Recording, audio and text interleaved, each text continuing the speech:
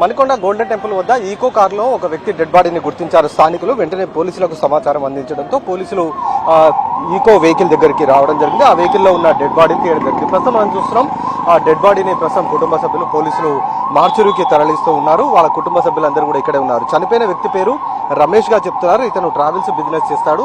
నిన్న ఉదయం ఇంటి నుంచి బయటకు వెళ్ళాడు. ఆ తర్వాత ఇంటికి రాలేదు.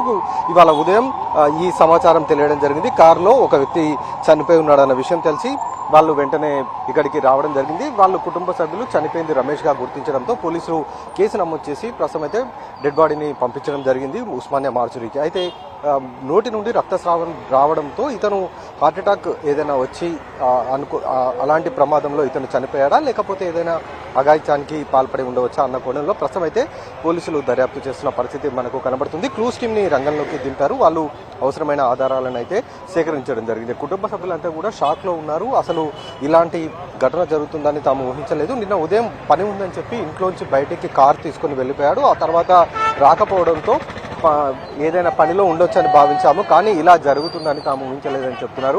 వాళ్ళ కుటుంబ సభ్యులంతా కూడా ఎదురుగా కన్నీటి పర్యంతం అవుతున్న పరిస్థితి మనకు కనబడుతుంది. ప్రస్తుతం అయితే అతని డెడ్ బాడీ రమేష్ గుర్తించారు కాబట్టి ప్రస్తుతం పోస్ట్మార్టం కోసం మార్చురీకి తరలించారు. పోస్ట్మార్టం రిపోర్టు వస్తే కానీ ఇతను ఏ విధంగా చనిపోయాడన్న దానికి పూర్తి స్థాయిలో తెలిసే అవకాశం అయితే కనబడుతుంది. ఇప్పటి వరకు నోటి నుండి రక్తస్రావం రావడం ద్వారా ఇతను హార్ట్అటాక్ వచ్చి చనిపోయి ఉండవచ్చు అనేది ఒకవైపు అనుమానాన్ని ప్రాథమికంగా ఇప్పటి వరకు జరిగిన దర్యాప్తులో అనుమానం వ్యక్తం చేస్తున్నారు. ఎందుకంటే ఈ ప్రస్తుతం మనం చూసిన రోడ్డు అంతా కూడా పూర్తిగా ఎప్పుడు రద్దీతో ఉండే ప్రాంతం. ఎదురుగా అపార్ట్మెంట్ దగ్గర ఈకో కారు ఒకటి కనబడుతుంది మనకి. ఆ కారులోనే ఆ డెడ్ బాడీ ఉండడం జరిగింది.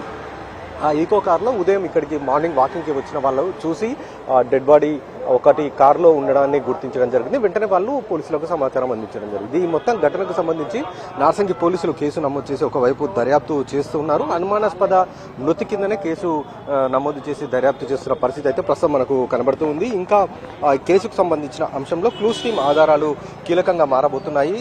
ఎవరు ఇతను చనిపోవడానికి గల కారణాలు పూర్తి స్థాయిలో తెలిసే అవకాశం అయితే మనకు కనబడుతుంది. ఇప్పటి వరకు పోలీసులు జరిపిన దర్యాప్తులో ప్రాథమికంగా అనుమానిస్తున్న దాంట్లో మాత్రం కేవలం గుండెపోటుగానే ప్రస్తుతం అయితే అనుమానిస్తున్నారు. ఇంకా దర్యాప్తు జరపాల్సి ఉంది. పోస్ట్మార్టం రిపోర్టు కూడా రావాల్సి ఉంది. కాబట్టి ఈ రెండు వచ్చిన తర్వాత ఒక అంచనాకు వచ్చే అవకాశం అయితే కనబడుతుంది. కెమెరా సంతోష్తో రాధాకృష్ణ ఎన్టీవీ హైదరాబాద్.